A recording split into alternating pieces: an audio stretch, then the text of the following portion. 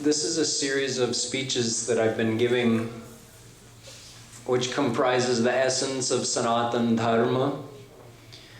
And this particular section, which I've been giving this year, is on the 3 paths to God. But I actually began this series last year during last year's Ramayan Path. So it's really a 2-part series, totaling a month. So let me give you a brief review of what I covered last year, because we need to keep that in mind to understand the importance of what I'm telling you this year. So I'll just briefly cover the main points. We started by taking one Vedic mantra. Tameva viditvati mrityumeti nanya pantha vidyate yanaya. It's from Shvetashvatara, and it means that only by knowing him can he cross over it. So who's the one who has to be known? Who is the one who has to know him? And what is that which must be crossed over? In fact, in this verse, Veda is referring to the 3 eternal tattva. A tattva is something that exists forever. And there are only 3 such things: God, souls, and Maya. So he who must be known is God. The one who must know him is the individual soul, and that which must be crossed over is Maya. Only by knowing God can a soul cross over Maya. Nanya pantha vidyate yanaya. There is no other way. There is no other way. So it means that we individual souls have to attain God. We also learned that only when we're given a human birth do we have even the opportunity to consider that. Even if we're born as celestial gods in Swarg, they don't have a chance to perform actual karma, so they don't have a chance to progress spiritually or do bhakti or even try to attain God. So only when we're born as human do we get a chance to try to follow the path to God. If we don't attain God in this life, we don't know how many more lifetimes it will be before we get another chance as human, because having been born as human does not guarantee you a human birth in your next life. It's according to our karma. So according to karma, we could go anywhere for any number of lifetimes before God gives us another chance to be born as human. So we have to try to find God in this life.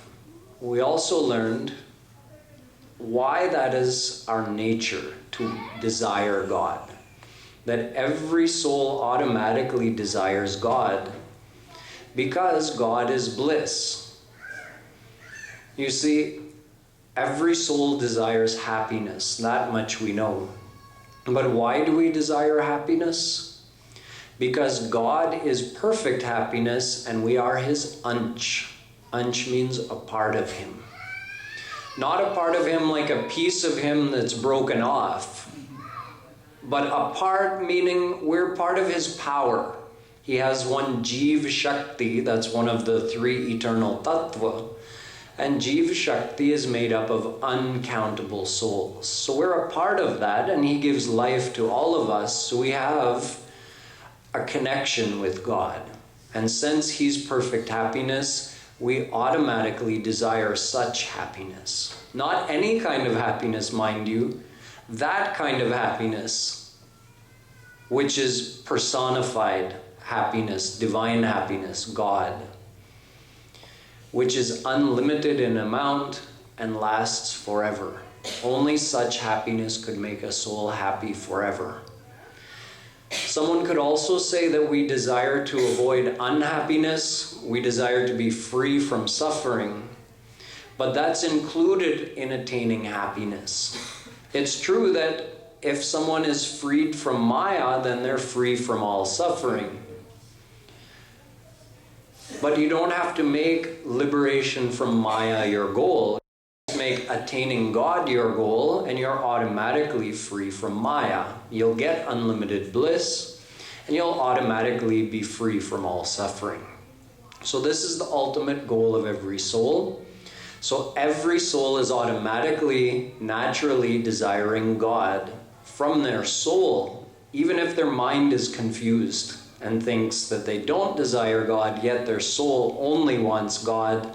And that is evidenced by the fact that everybody desires happiness, and happiness is just another name for God. So we need to know God. But then after that, we went into the scriptures, and I explained to you that the same scriptures that tell us we need to know God tell us that God cannot be known. So we inquired as to why. And we learned that God cannot be known by someone with a material intellect because God is divine. So our mind, our intellect, our senses, they're all material, so we can only perceive material things. We can only understand material things, and that too only to a certain level of subtlety. We can't understand everything about this world. Then how could we think we could understand everything about the maker of this world? We, as scientists, haven't even figured out how to make, if someone's hair goes gray, I mean, other than dyeing it artificially, but could a scientist make someone's hair regain its color without dyeing it? Just start growing as its natural color again? No, no one can do that. So imagine, we haven't even been able to understand one single hair. How are we going to understand the one who's behind all of this amazing creation? So God cannot be known no matter how intelligent someone is, no matter how much logic they apply. God is beyond our intellect. However, we did learn that that's okay. We can still know God through God's grace. Those who receive God's grace can know God because God makes himself known to them. And that grace is received through surrender. So grace is not a random thing. Receiving the grace of God is dependent on our own surrender. And when we surrender, God graces us with divine mind and divine senses. So with that, we can perceive him and we can know him. And then we attain perfect divine bliss and freedom from suffering. However, in order to become surrendered,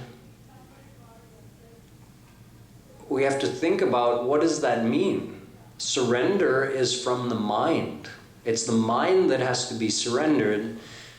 However, our mind is already surrendered to the world. So what does that form of surrender look like? It means that we have full faith of finding happiness from this world. That is the form of surrender, the practical form of surrender. So we're already surrendered to the world because we have full faith, 100% faith of finding happiness from this world. Yet we keep failing. I don't mean the temporary, fleeting happiness that we experience every day. That's just fleeting pleasure. It's not real happiness. Real happiness should last forever and make you perfectly satisfied. So even though we do have faith of finding that kind of happiness from the world, yet we've never done it. And the scriptures tell us that that kind of happiness is only in God. But we don't have 100% faith in that fact, which is why we're not 100% surrendered to God. So how to make this transition? Gradually. And as part of that, I explained to you in detail the nature of the world. That the world gives the attraction. It attracts our mind and it gives a promise of happiness, but it never fully delivers. So if we are able to understand and accept this fact that the happiness of the world is an illusion. The world is not an illusion, it's real. But the happiness that we hope to find in the world is a mirage. It's just out of our reach. Every time we reach a goal, happiness seems to have moved a little farther ahead of that goal that we reached. So then we set our sights a little further ahead, and we say, maybe if I get this, I'll find true happiness. But it never materializes. It's a mirage that we keep running after but never catching. So if we understand the true nature of worldly happiness, then we can start to take our faith from there and put it in God where it's meant to be. If anyone has 100% faith in God, they get happiness immediately. We have 100% faith in the world, yet we've never found that happiness. So just understanding this one point can start the process of transferring our surrender from the world towards God. So as part of that process, I explained that it's important to have the guidance of a true saint. So I defined for you what a saint is. That a saint is someone who has already attained God. And such a saint can guide other souls to find God. Along that same line, I explained how to recognize a saint, how the saint actually helps the souls both externally and internally by gracing them with more affinity for God and helping them transfer their attachment from the world to God. And then after that, we came to the actual path to God, because a true saint has to show us the path. So I told you that although I am not a God-realized saint, all of the information that I'm sharing with you in this series, I learned from a God-realized saint, and I'm doing my best to pass that on to you. So at this point, we need to understand the actual path to God. The path to God involves following some process that helps us transfer our attachment from the world to God. So we learned that there are three paths to God: Karma, Gyan, and Bhakti. Just like there are three major sections of the Vedas, there are three eternal paths to God: the path of action, the path of knowledge, and the path of devotion. So first we looked at the path of karma, and I explained to you that karma means good action. And although good action is good action does not result in God realization, because surrender to God results in God realization. 100% surrender. So good action on its own is rewarded by having a good destiny in the next life, or even getting to go to Swarg temporarily. But it keeps you under Maya, within this field of Maya, taking birth after birth, birth after death, after birth after death, in this field of limited happiness. So we don't attain perfect happiness nor freedom from Maya just by following the path of karma.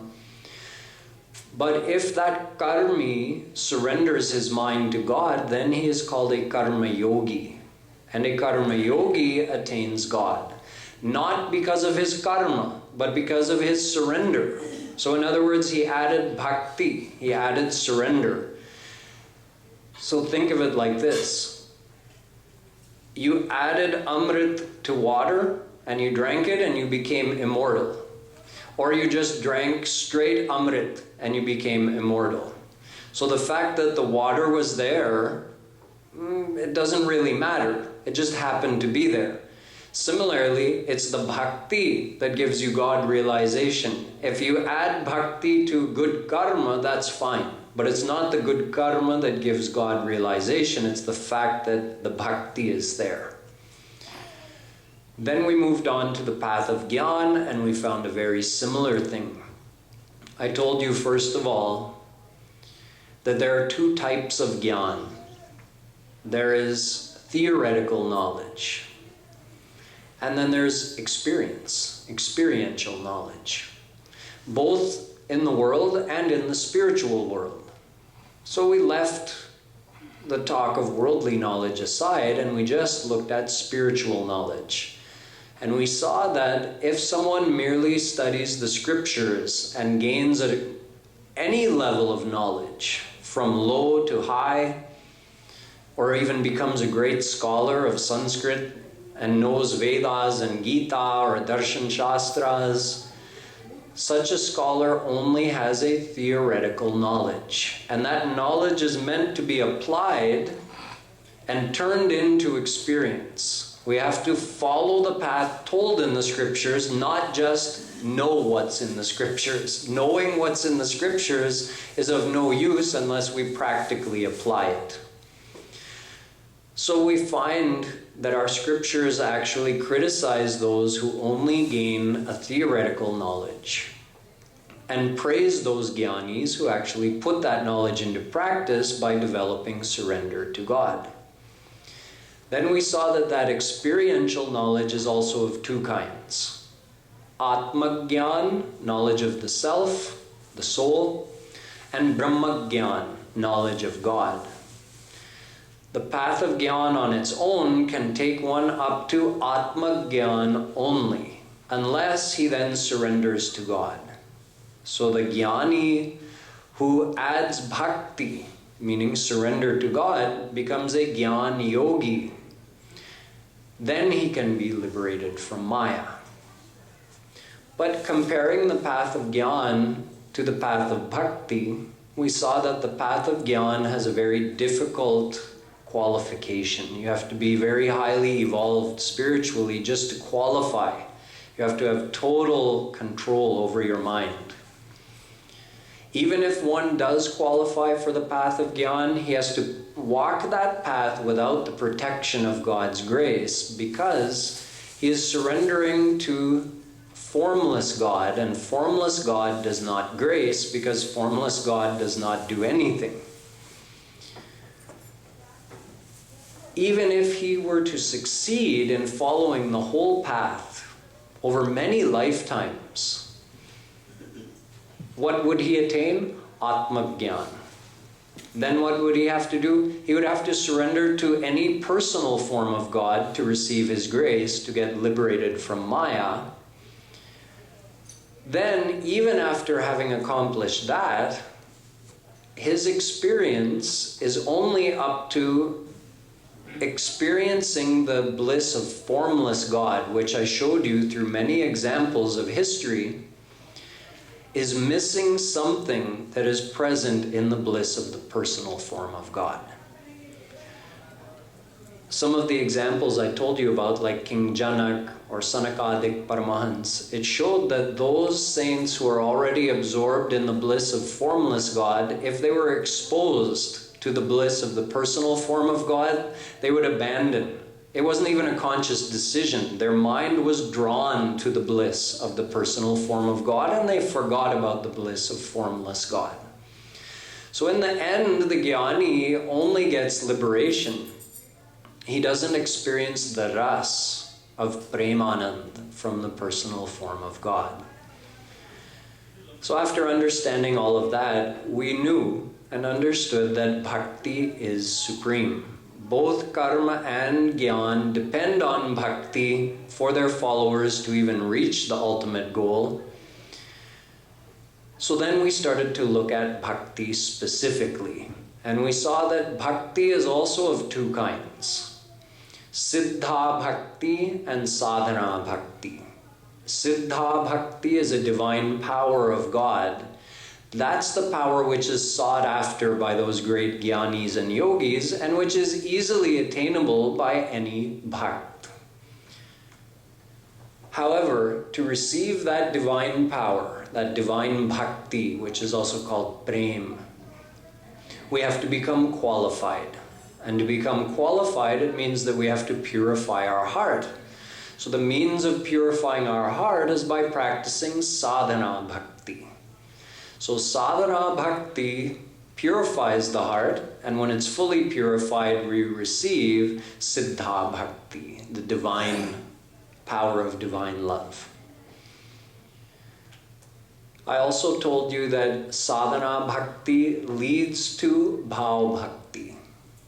So sadhana bhakti means the effort we make to attach our mind to God. And when the mind starts to get attached to God and you start to enjoy a feeling of affinity for God that just wells up naturally in your heart, that is called bhao bhakti. And that goes on increasing right up until complete heart purification. Then we receive siddha bhakti or prema bhakti. So from that point we focused on sadhana bhakti, because that's the bhakti we have to do. And we learned that our scriptures describe several conditions that have to be observed in order to successfully practice bhakti.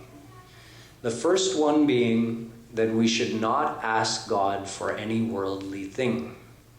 If we are doing so, then our mind is not on the right goal. We're in fact asking Him for more of the same thing, which has never satisfied us. We're asking Him for more mirages.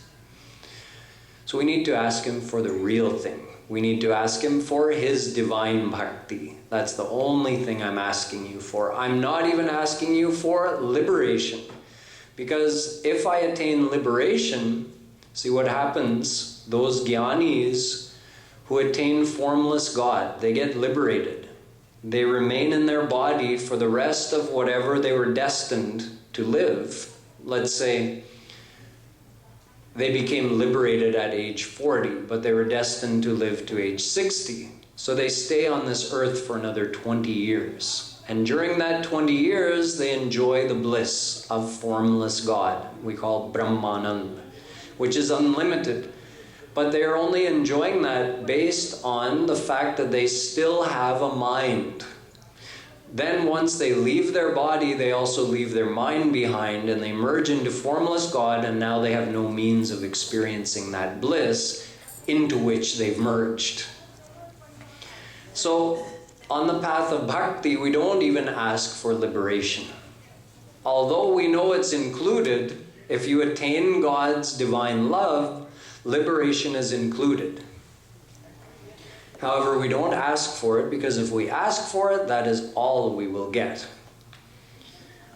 So the first condition is not to ask God for not even any worldly thing, but not even liberation. The second condition was that we should love God without any kind of condition attached, meaning we should love Him selflessly. Just because He is ours and we belong to Him. That's the only reason. In fact, out of these two, I belong to you and you are mine. Even there's a distinction made between the two. See, both are a form of relationship. You are mine. That feels good, right? If you feel that someone belongs to you. And if you belong to someone, that also feels good. So you giving yourself to someone means you belong to them, and them giving themselves to you means they belong to you. So saints have said that the first one is a higher feeling, that I give myself to you.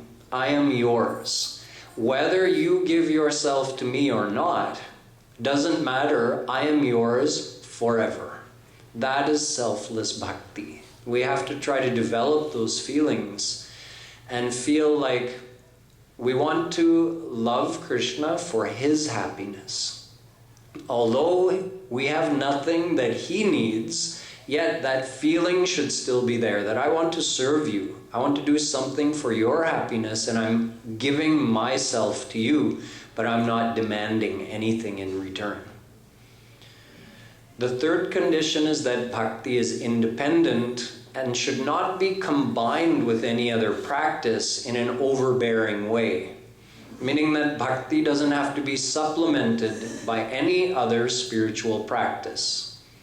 If you're practicing bhakti, you don't need to do any other practice. But if you do something else like karma or yoga or whatever you're doing, it can be there, but in a subservient way to bhakti, not as the main thing, but just as something you do incidentally.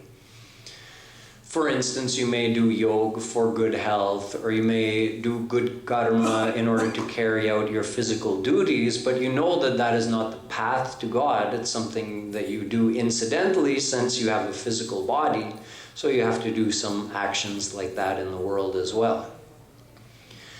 Now, the fourth condition we came to yesterday, that we should not try to worship God as supreme God. So I explained that this is actually important because we want to try to develop a relationship with God. That's part of Bhakti, is feeling affinity. Like if, we see the kids playing around the Mandir here, little kids. So everybody admires those kids and says, oh, they look so cute, so charming, so innocent, so beautiful at that age. So many people are admiring those kids. But the one to whom they belong, the mother or father, when they look at that child, there's something more, right? We admire kind of like, oh yes, it's nice, but they feel a real connection, like this child is mine. That's affinity that comes because of a knowledge of a relationship. So we want to have that affinity for God. However, if we think of him as God, we can't have that affinity, because then we think, well, he's God and I'm just a soul. How could I have a relationship with him? So saints tell us that we should adopt one of 4 bhao, although there are 5, but we leave shant bhao aside. Yesterday I explained to you that out of shant, dasya, sakhya, vatsalya, and madhurya, shant bhao is the most distant feeling of relationship. It's the feeling that God is the king and we are subjects.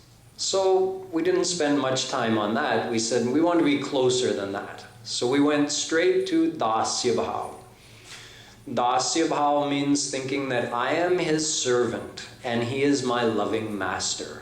So you have quite a close relationship when you're someone's servant. And in this case, it's not like an enforced servitude or the way where you serve someone because you want to get paid, like we do when we work for others in the world. This is just like a servitude out of love, because you want to serve him and please him. So this is dasya bhao. And although it leads to great closeness, yet there are also many restrictions associated with dasya bhao, because a servant does have to observe quite a few formalities with his master. So I explained that there's another one that brings you closer. If you God, see, this is about our own feelings. When you do bhakti, you remember that it's all about what's going on inside. So that's why we don't ask him for anything. We just want to develop the feeling of relationship. So one is the feeling that I am your servant. So I'm not thinking of you as God, even though I know you're God. I'm thinking of you as my master and I'm your servant. But the next closer relationship is thinking of him as a friend. And this is quite a bit closer if you think about it. 2 friends think of each other as equals, and they have very little formality. And I gave you some examples of how intimate Krishna's relationship was with his Gwal-Bal friends. Yet, there's still some formality that remains even between friends. If 2 friends are talking, and the mother comes in the room and says to her son, that I have something important to talk to you about. Then he may indicate to his friend that, this is a family matter. You need to go outside so that I can talk to my mother. There are some things in the family that you don't even share with a friend. So the relationship between mother and child, or father and child, is even closer than friend to friend. And we have the ability and the permission from God himself that we can adopt that relationship with him. I explained to you that The reason Krishna comes on this earth planet is actually to reveal such leelas, to give us an idea how we could relate to him. I told you that the dasya bhao and sakhya bhao saints that you know about from Ram's leelas and Krishna's leelas, those are not ordinary souls like you and I. They are saints, but we can aspire to attain their position. See, those saints come with God when he comes on the earth planet. So all of Krishna's sakhas, Mother Yashoda, Nanda Baba, the gopis, all of them were descended saints. They exist and live with God permanently in the divine world, and they come with him on this world, or they come before him, and then he comes. It's all pre-planned. So why do they do that when the same leelas could be happening in the divine world, and they could be enjoying the ras of those leelas over there? They don't have to come here to perform those leelas. All those leelas are happening eternally. Any saint can see and experience any leela at any time. He just has to think and he's in it. The leela is happening. How do you think Surdas Ji described all those leelas of Krishna? He just closed his eyes and he sang what he was seeing right in front of him. How do you think Valmiki wrote the Ramayana before Ram's avatar? Because those leelas of Ram are eternal. He just saw them happening and he wrote the Ramayana. But those saints come here with Ram and with Krishna to reveal these leelas, so we have some material to do devotion with, and so we get an idea how we can love God. So we know, otherwise Sakhya bhao is just a word to us. But now we have leelas, like some of the ones I described yesterday. Oh, if I'm Krishna's Sakha, I could think of being with him like this. So in vatsalya bhao also, we have many leelas that show us the greatness. And by greatness, I mean but how close it brings you to Krishna if you adopt this vatsalya bhao. Take an example. Maya is saying to young Krishna, probably 5-6 years old, Krishna tvam pathakim pathami nanure shastram kimugyayate. Oh Krishna, I think it's time for you to start studying. Study? What should I study, Mother? The Shastras, the Vedas, the Holy Scriptures. Krishna says, why should I study them? Who do I have to know by, or what do I have to know by studying that? Oh, you can know about God. Who is she talking to? Remember what I told you, that the prem, that power of bhakti makes God forget he's God and makes the soul forget he's a soul. So Mother has no consciousness. Although you can say she's a saint, so does she not know Krishna's God? Yes, she knows Krishna's God. But in the same way, like I gave you that example yesterday, the mother of a Supreme Court judge does not think of him as a judge. He's my son. That's all she knows. That's how she can still scold him. The rest of the world trembles before him and she's scolding him. So similarly, Mother Yashoda has no consciousness of Krishna being God because her mind is drowned in that loving relationship, that he is my son. That's it. And Krishna is also drowned in that same prem ras. So he is not pretending. He's lost consciousness of the fact he's God. And since this soul, this saint, is loving him as her own child, it's Krishna's law that he will love you the same way in return. So he only knows this much, that I am her son. That's it.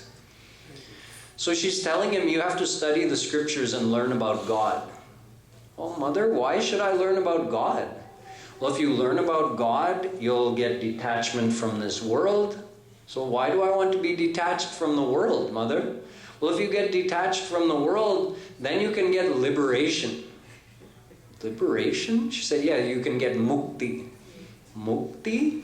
Mother, I don't know what this mukti is, but it doesn't sound very interesting to me. I just like to eat curd and sometimes break the gopis' pots, and that's what I like. I'm not interested in this liberation, this mukti.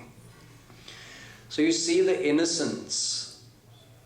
There's a sweetness in such leelas, which you compare that to Supreme God sitting on his asan as Mahavishnu. It's the same Krishna who sits as Mahavishnu, and you can admire from a distance and praise him. Sahasra Shir Kha Puru Kha Ityadi. We sing stuti to him, right? So you could do that and admire him from a distance. But where's the sweetness? That sweetness is restricted to the extent the devotee is conscious of the fact he's God and Krishna is conscious of the fact he's God. And to the extent that is overwhelmed or drowned in that prema bhakti, to the same extent the madhurya keeps growing.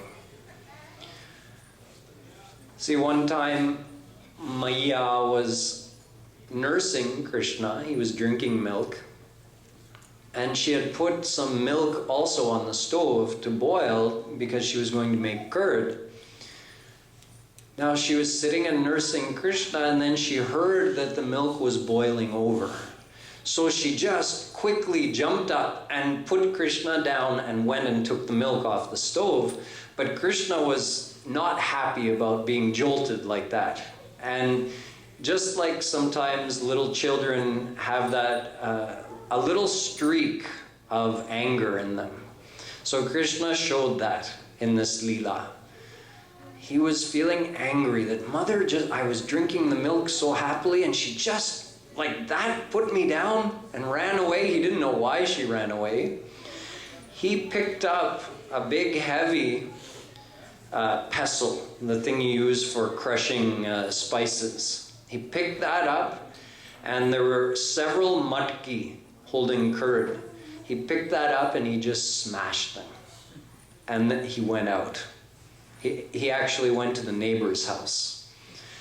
So after smashing that, he goes out, he sneaks into the neighbor's house, and he grabs another pot of curd and he takes it outside, and he sits on this big rock, and all the monkeys come and he's feeding the monkeys out of that pot of butter.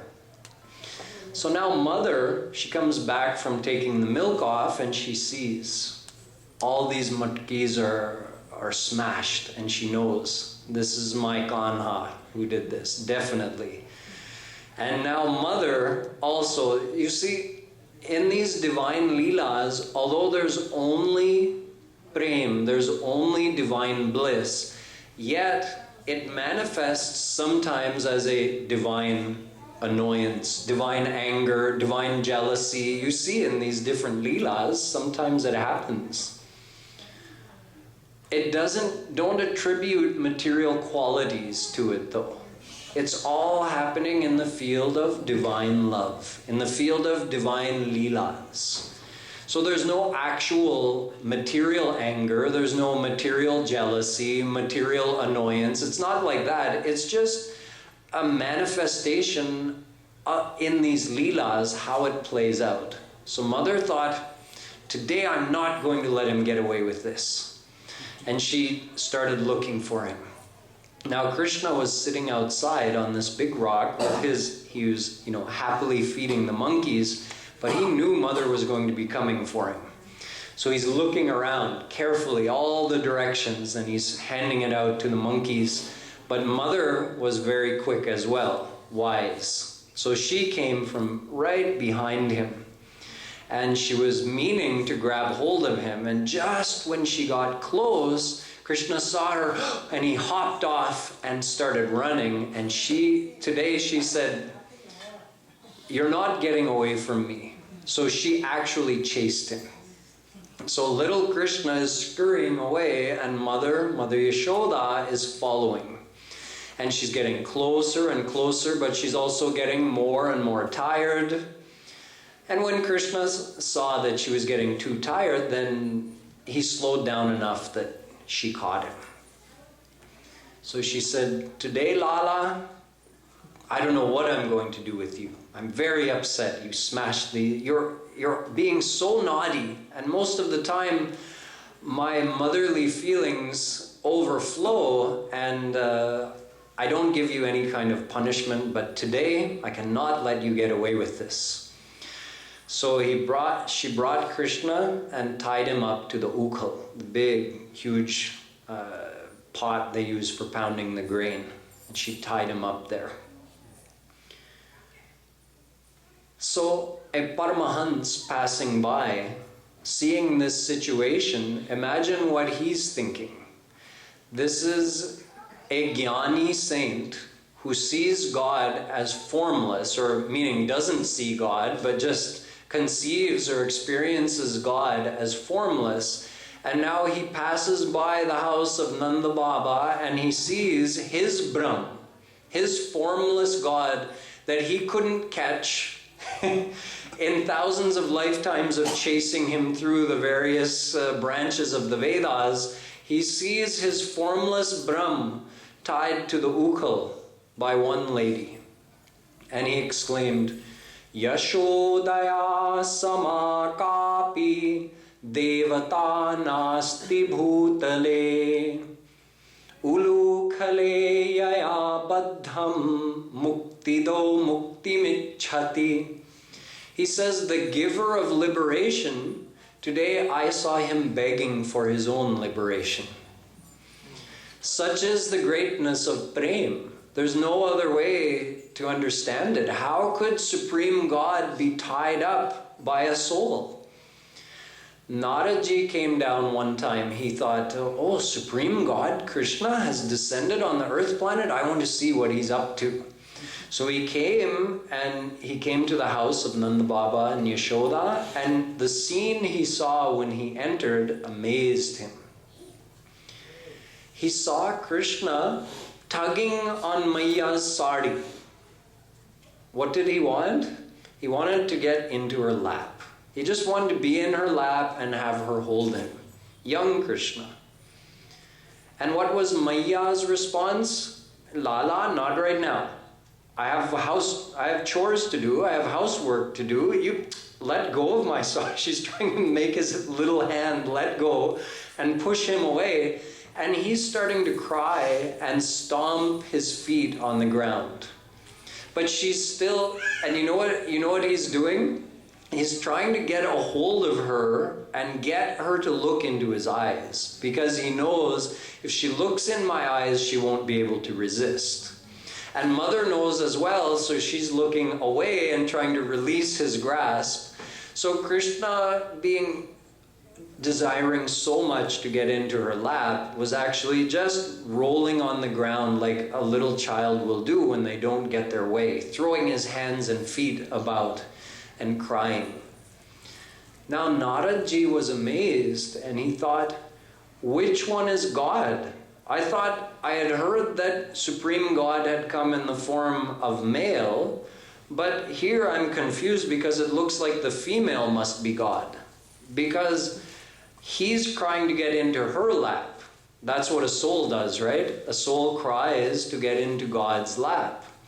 But then he said, no, I know that Krishna came in his form with bluish complexion as a young boy, so that must be God. Look how the tables have turned. After the Bhakt receives that divine Bhakti, now instead of the soul crying to get into God's lap, God is crying to get into the soul's lap. Such is the greatness of vatsalya bhao. Now don't think that this is a difficult thing to attain. You see, bhakti is bhakti, no matter what bhao you adopt.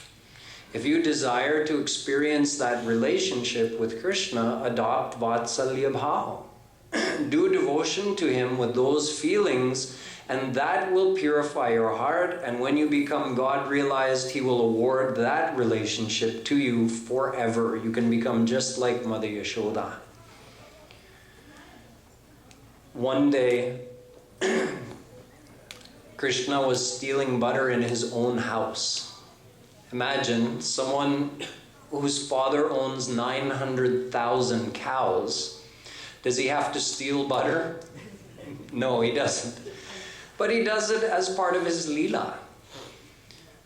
Shunye chorayatah swayam nijagrihe hainam. He says, because he sees his reflection in the pillar. Little Krishna, he's got this pot of butter and he's just starting to eat it, but because the pillars are made of jewels in Nanda Baba's house, so he sees his own reflection. And he thinks it's another little boy who's come into the house. And he's frightened that he's going to tell on him and he'll get in trouble with mother. So he says, listen, brother, I'll make a deal with you. I'll give you half my share. Okay, you can have half the butter and I'll have half, and neither of us will tell Maya, okay? So then he started feeding, taking and putting butter in the boy's mouth in the reflection, and then taking one for himself and one for the little boy. And meanwhile, mother comes around the corner and sees this going on, and she's just drowned. She's watching this leela and she's absorbed in the ras of seeing Krishna in this innocent state. But then Krishna realizes Maya is there. So he says, Mata ka esha navanita midam tvadiyam lobhena chorayitu madhya grihe pravishta madvaranam namanute mamarosha bhaji. He says, Mother, you see this little boy here? He entered the house to steal butter. You've been blaming me for the butter that goes missing, but now you see who the real culprit is. He comes here every day and steals butter. I tried to tell him not to. I wave my fist at him. He just waves his fist back to me. He shows me such an attitude. I make an angry face. He shows me an angry face. He doesn't listen to anything I say, Mother. So now you know I'm not the greedy one here. He is. So again, Mother was beside herself. She could only say Balihar on such a sweet, loving Leela of Bal Krishna. Now, even though this relationship, as you can see, affords a lot of closeness with Krishna, yet even between mother and child, there's still some formality, a little bit. But the last bhao, madhurya bhao, that eliminates all the remaining formality. As I explained to you yesterday, madhurya bhao includes the feelings of all the other bhao. It includes dasya bhao. So think of it with a worldly example. Although madhurya bhao is not the same as a husband and wife relationship, but you can understand it something like that, that the husband and wife sometimes serve each other, sometimes they're friends, sometimes they behave like each other's parents, like if the wife is, giving roti and the husband says, no, bus. What, you don't eat enough nowadays? Here, have some more, like a mother would do, right? So, but then they have the madhurya bhao exceeds all of that. So it includes all of the friendship and serving and feelings of vatsalya, prem. All of that is included in this priyatam relationship. But it's not, again, you can't attribute material qualities to it, although I'm using material examples to describe it, and that's the best we can do in the beginning in our meditation as well, is to use that example and apply those feelings to our relationship with Krishna. Yet it's something much beyond that. You see, the best example, the highest example of madhurya bhava is the gopis of Braj. the gopis actually felt no separation between them and Krishna. It's like sometimes the gopis didn't know, because for them, they experienced Krishna everywhere. So they didn't know where Krishna began and where he ended, and where they began, where they were and where Krishna was. It was like a feeling of total oneness and a perfect feeling of selflessness. Tat sukha sukhitvam, Naradji says that those gopis thought only of making Krishna happy. They never thought of their own happiness. When he was asked to describe prem, he said, Yatha braja gopikanam. Says, the gopis are the only example. And what was the love of the gopis like for Krishna? He said, there is no example. I'm sorry, I can't explain it to you, because there is no example in this world. Because in the world, there's always some kind of selfishness with our love. See, take one example from the Bhagavatam. Yat te sujat charanam buruham staneshu bhita shanai priyadadhi mahi karkasheshu.